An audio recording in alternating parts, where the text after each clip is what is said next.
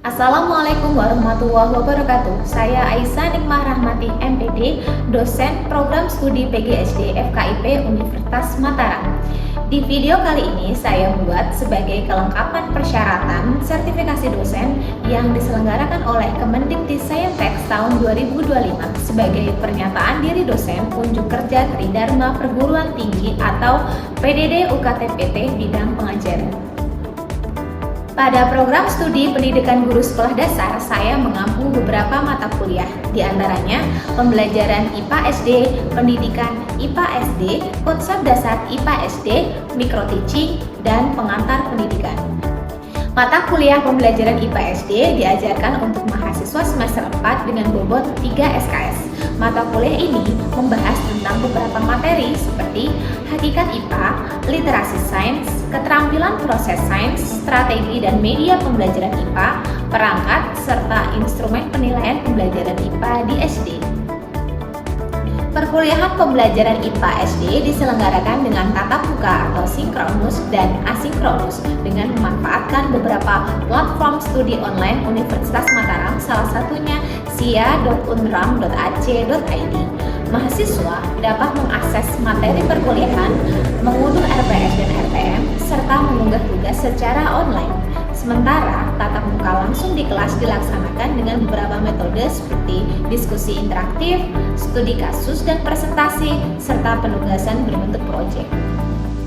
Tujuan akhir dari mata kuliah ini diharapkan mahasiswa mampu menelaah konsep dasar pembelajaran IPA, utamanya pembelajaran IPA di SD, dan mampu merancang pembelajaran IPA berbasis teknologi namun mengandung kearifan lokal setempat.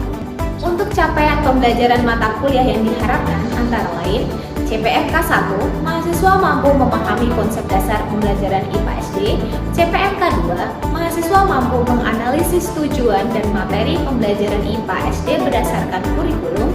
CPMK 3, mahasiswa mampu menelaah strategi pembelajaran yang sesuai dengan pembelajaran IPA SD.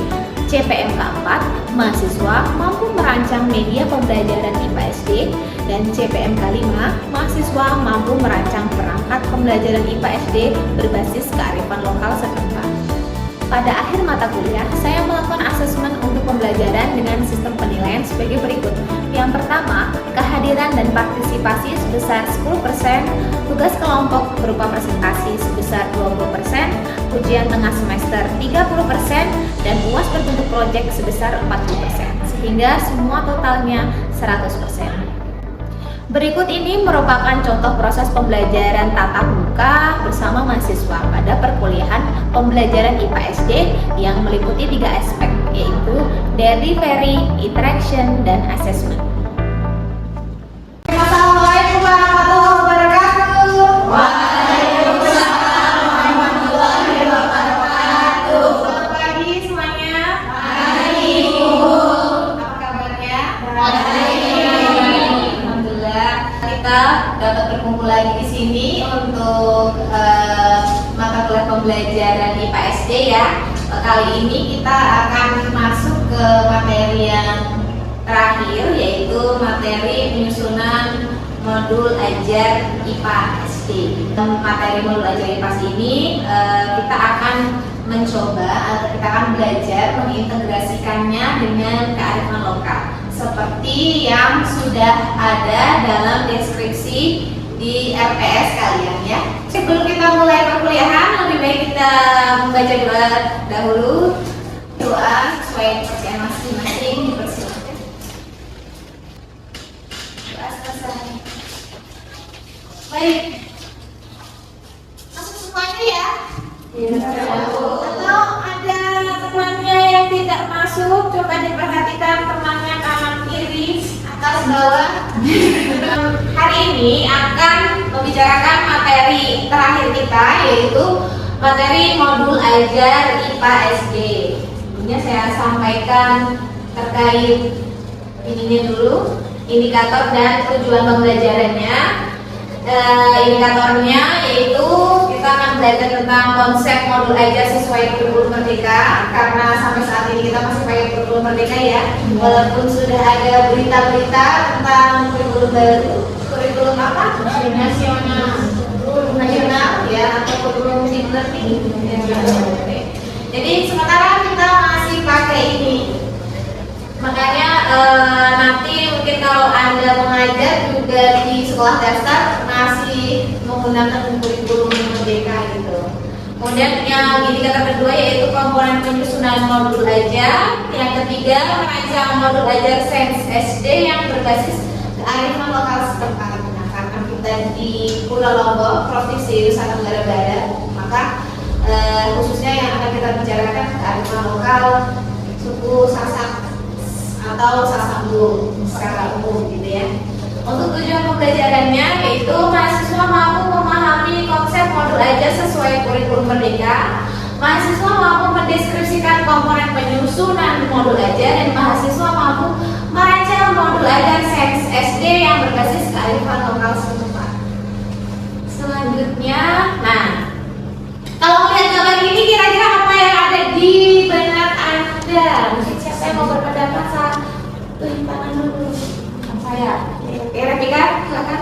Kegiatan pembelajaran Kegiatan pembelajaran yang seperti apa?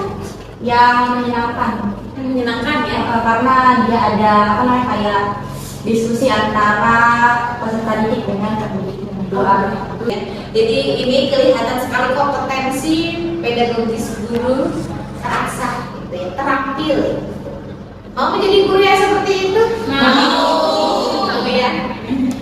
Terima kasih pendapatnya. Kita next ke slide selanjutnya. Oke, dasar penyusunan modul ajar itu adalah Permendikbudristek nomor 12 tahun 2024 yang pada permen ini itu salah satunya yang utama adalah mengatur bahwa materi pelajaran IPA itu disatukan menjadi IPAS gitu, dengan ilmu pembelajaran alam dan sosial. Salah satunya itu. Ini tidak akan saya jelaskan lebih lanjut ya. Kita ke slide berikutnya. Nah, ini konsep modul ajar. Tadi sudah Anda berikan pendapat masing-masing. Kemudian kita ke komponen modul ajar. Tadi juga sudah disebutkan bahwa sekurang-kurangnya itu berisi tujuan pembelajaran, media, langkah-langkah, asesmen, serta referensi belajarnya. Gitu.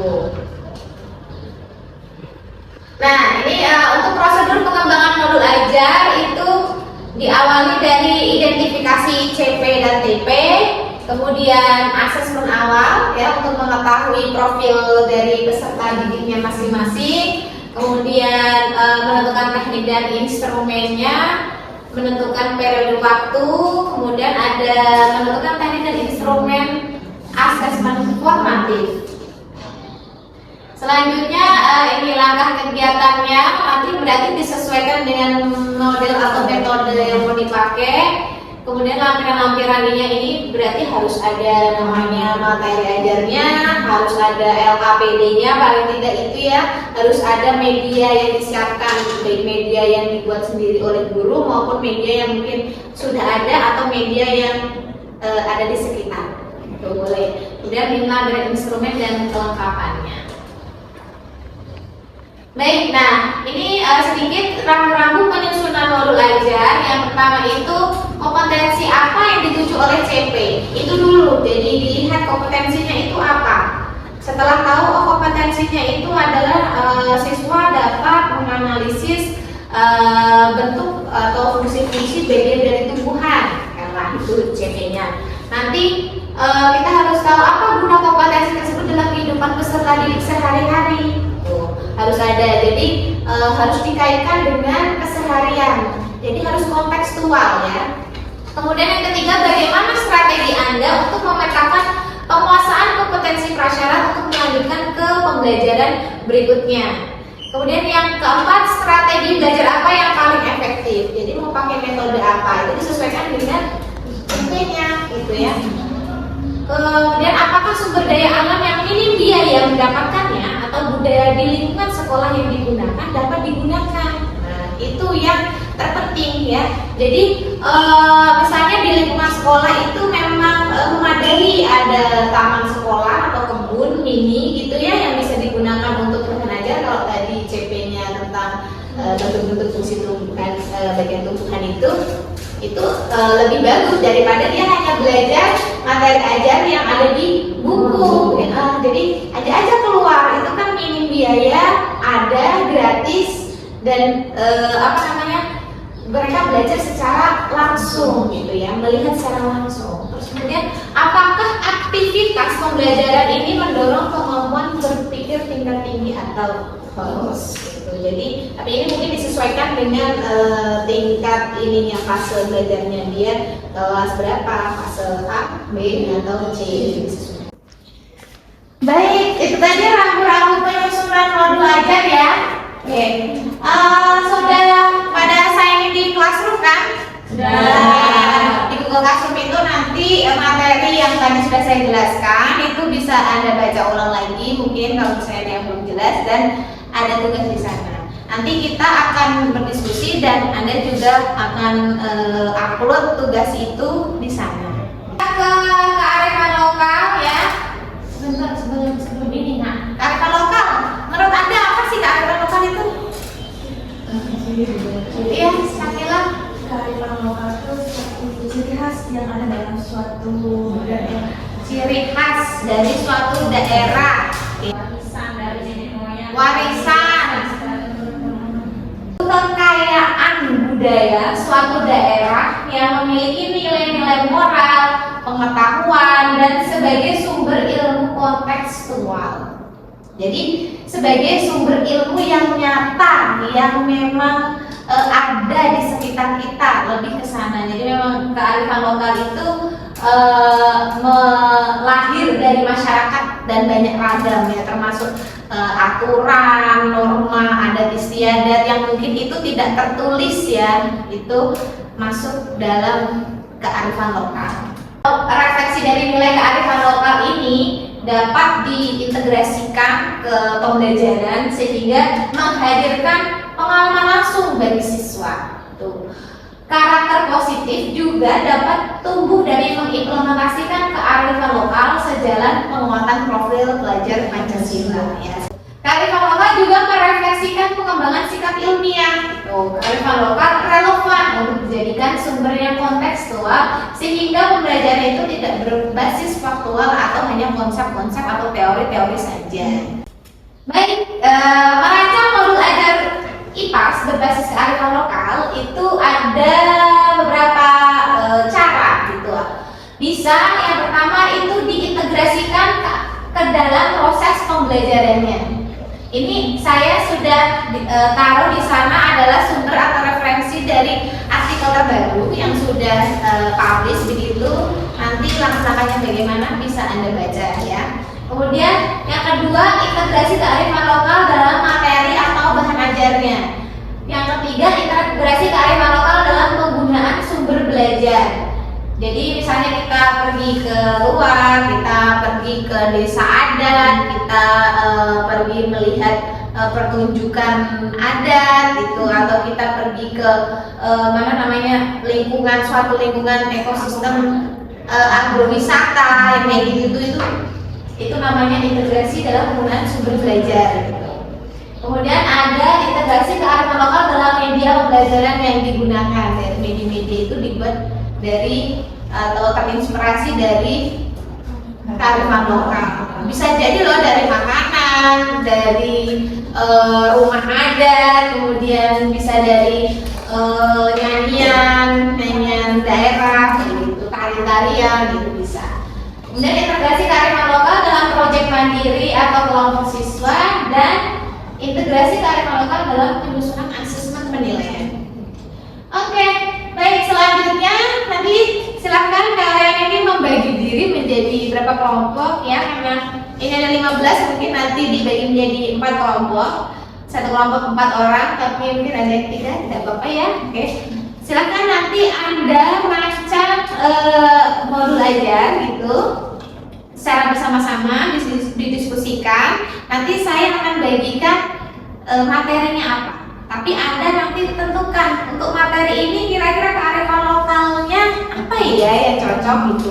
Dan khususnya ambil kearifan lokal Sasak ya, atau kearifan lokal masyarakat Lombok gitu ya. Paham sampai sini? Terima kasih dan membagi diri jadi 4 kelompok. Bagaimana kelompok 1 sudah sampai mana ini? Sudah tepat saya sistem ya? Ya, sampai situ. Kamu cari ya apa namanya tentang masuk.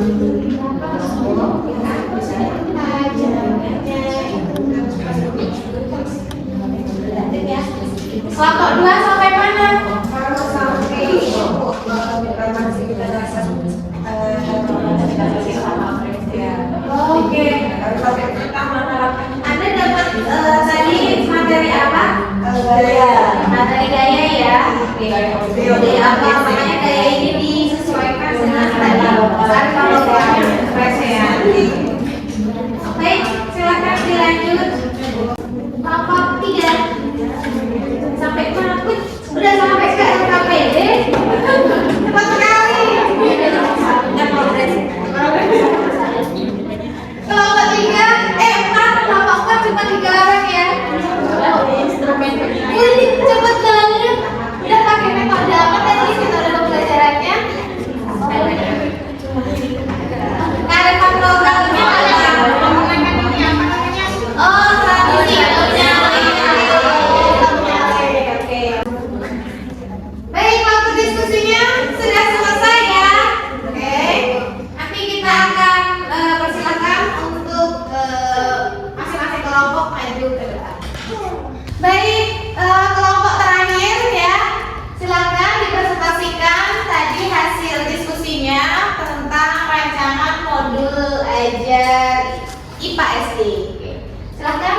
Baik teman-teman, jadi kami itu dapat materi mengenai gaya di sekitar kita, di mana materi itu ada gaya otot sama gaya geser. Kami mengaitkan materinya dengan kearifan lokal permainan presean. Kan dia main sama 2 orang, di mana ada namanya yang mukul tuh kayak otot namanya penjamin. Yang ada kayak pelindung diri tuh namanya saya lupa nggak tahu namanya juga. Intinya kayak dia saling bermain kayak berantem, cuman nggak berantem yang kayak gitu Bu, kayak cuman harus aktifnya melindungi diri sama dia harus kena gitu. Oh, ada alat untuk pukul sama melindungi diri. Ya. Ya, oke, ini jadi tadi presean, kesenian presean ada kaitan Dengan materi gaya otot dan gaya geser. Oke, kayaknya menarik sekali itu. Terus bagaimana nanti kegiatan siswanya, coba dilanjut. Pencapaian pembelajarannya di sini ada peserta didik akan mendeskripsikan jenis-jenis gaya dan manfaatnya dalam kehidupan sehari-hari. Adapun untuk alur tujuan pembelajarannya, di sini mengidentifikasi ragam gaya yang terlibat dalam budaya kehidupan masyarakat Sasak. Yang kedua ada memanfaatkan gaya tersebut untuk membantu manusia mengatasi tantangan dalam kehidupan sehari-hari. Adapun untuk tujuan pembelajarannya di sini yang pertama ada melalui identifikasi peserta didik dapat menganalisis konsep dasar gaya dan pengaruhnya terhadap benda dengan benar. Di sini ada C4.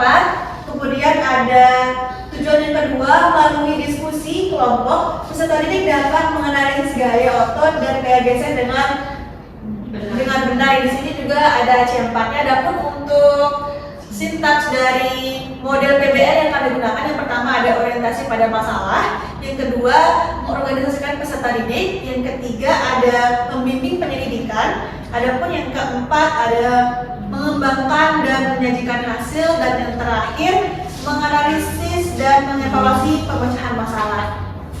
Kegiatan awalnya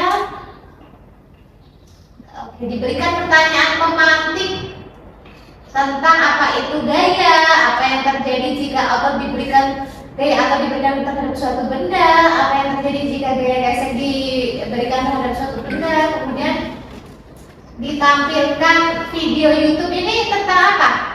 Tentang preseannya itu ya? Permainan presean. Oke, jadi siswa juga diminta untuk meragakan gerakan pada saat melakukan permainan presean. Mungkin biar teman-teman tahu, mungkin ada yang belum pernah melihat kesenian presean, 2 orang tadi yang belum menjelaskan gimana Gimana mencontohkan gerakan saya? Kok bisa gaya sama gaya otot? Coba. Coba. 1, 2, 3. Terus itu yang digunakan bahannya itu dari apa? Terus nanti kalau siswa ini berarti membuatnya dari pakai ini karton ya. Berarti siswa diajak membuat alat kreasiannya itu. Oke, nanti kelihatannya seru sekali.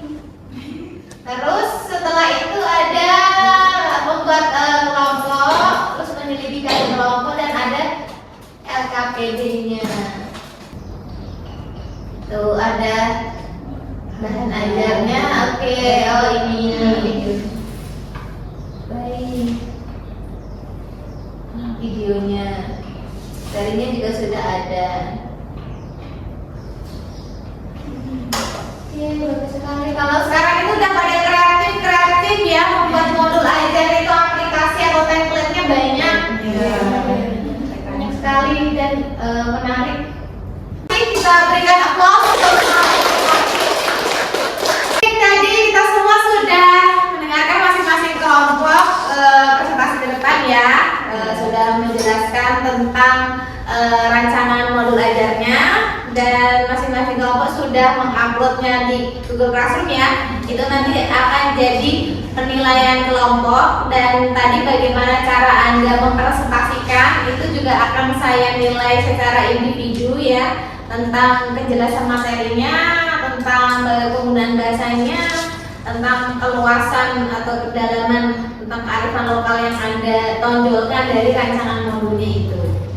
Baik, sekarang ini untuk mengetes sedikit pemahaman Anda terkait materi kita hari ini, kita mau kuis.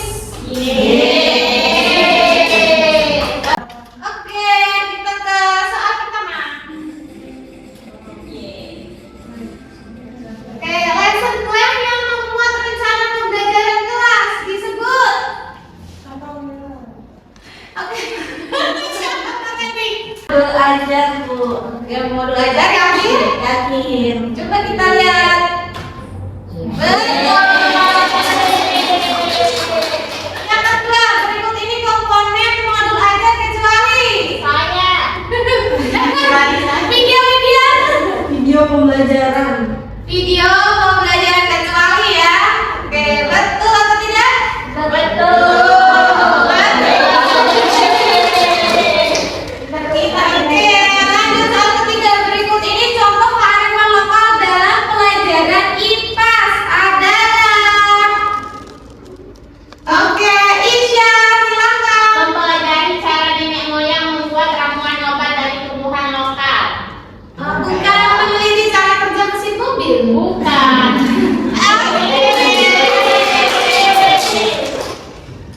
Yang keempat, ada prosedur pengembangan modul ajar untuk mengidentifikasi penguasaan kompetensi awal peserta didik disebut. Awali, silakan. Medan plastik Bu atau Ini? ya. Saat terakhir, asesmen harus selaras dengan Apri, silakan. Tujuan pembelajaran. Tujuan pembelajaran apakah betul? Sudah selesai. Kan dapat keren nggak? Close doang. Baik, kalau dari kuis tadi kurang lebih kalian sudah memahami ya materi hari ini. Tapi mungkin saya mau coba bertanya, menyimpulkan materi pelajaran kita hari ini. Apa saja yang kita pelajari? Ada yang mau menyimpulkan? Novita, silakan. Modul ajar tadi Bu, kalau modul ajar itu yang pertama itu hampir mirip dengan EDP tapi ya lebih lengkap gitu. Yang isinya nanti ada kayak tujuan pembelajaran, langkah-langkah, kemudian media, kemudian asesmen dan sumber ajar. Dan di modul ajar ini khususnya guru atau sekolah diberikan ini ya, sesuai dengan peserta didik dan juga diintegrasikan ke kearifan lokal atau keseharian peserta didik gitu. Oke, selanjutnya siapa yang mau menjawab menyimpulkan? Saya Bu. Tadi kita belajar juga tentang kenapa modul ajar itu harus diintegrasikan dengan kearifan lokal. Yang pertama, agar pembelajaran itu terlaksana secara kontekstual. Terus yang kedua, agar dapat menciptakan karakter positif dari penerapan profil proyek Pancasila. Baik, ada lagi mungkin tadi bisa menyebutkan tentang di mana saja kita dapat mengintegrasikan kan? Saya Bu. Gimana? Jadi gimana saja yang bisa kita integrasikan modul ajar ini? Yang pertama itu melalui langkah pembelajaran, integrasikan melalui di dalam langkah-langkah pembelajaran. Berarti kearifan lokalnya masuk dalam langkah-langkah pembelajaran, Kemudian di media pembelajarannya, terus video pembelajaran, LKPD pembelajaran, video pembelajaran itu berarti sumber bahan sumber bahan ajarnya ya. ajar. Kemudian asesmen pembelajaran. Oke, jadi seperti yang tadi juga sudah dipresentasikan ya bahwa materi gaya otot dan gaya gesek itu bisa diperoleh dari kesenian presean gitu. Tadi kelompok 4 menjelaskan tentang videonya, kemudian mempraktekannya juga. Baik, saya rasa semuanya sudah paham dan tidak ada pertanyaan atau ada pertanyaan? Sudah ada semuanya. Terima kasih kalau begitu kita akhiri perkuliahan kita hari ini. Kita bertemu minggu depan. Mungkin kita nanti akan membuat lagi modul ajar tapi secara individu gitu ya. Baik, saya izin untuk menutup. Terima kasih semuanya. Selamat siang. Wassalamualaikum warahmatullahi wabarakatuh.